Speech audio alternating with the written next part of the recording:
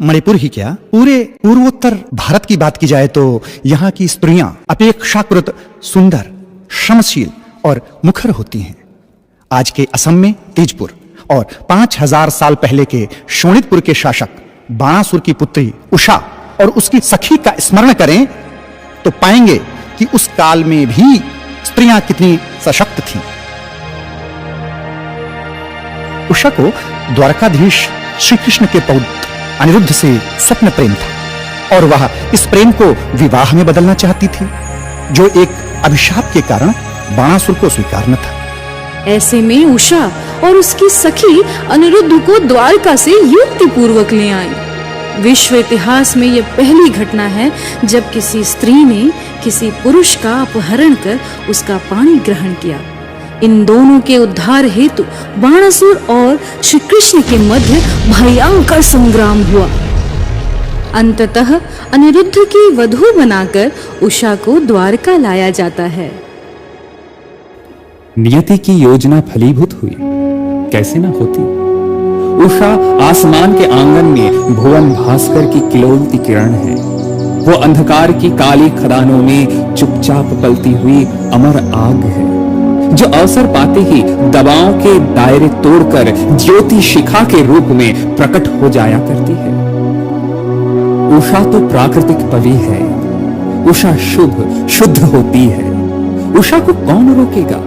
उषा अनिरुद्ध होती है।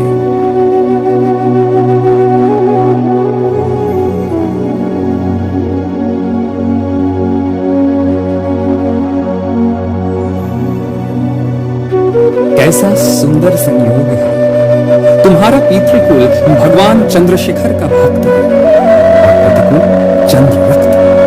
द्वारका उन्हीं महादेव की कृपा का प्रसाद पाकर फूली फली है, जिनके ज्योतिर्लिंग की स्थापना हमारे पुराण पुरुष चंद्रदेव ने सरस्वती, हिरण्य और कपिला नदियों के सिंधु से संगम पर की है। आओ उनसे मांगल्य की प्रार्थना करें। जो आज्ञा पितामह।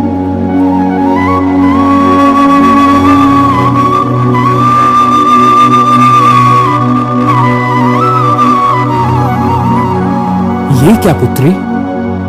वधू के लिए उसके स्वामी का घर ही मंदिर होता है और उस परिवार का प्रधान उसका पूज्य। जिस परिवार के प्रधान स्वयं सच्चिदानंद श्री कृष्ण हो, उसकी वधू भाग्य के द्वार पर अलख लगाते अवसर को यूं ही जाने दे तो उससे अधिक हतभागी और कौन होगा। भगवान सोमनाथ की प्रेरणा से आपकी चरण सेवा का अवसर मिला है। एक अबोध अपराधिनी को भाग्योदय से वंचित न कीजिए पितामह।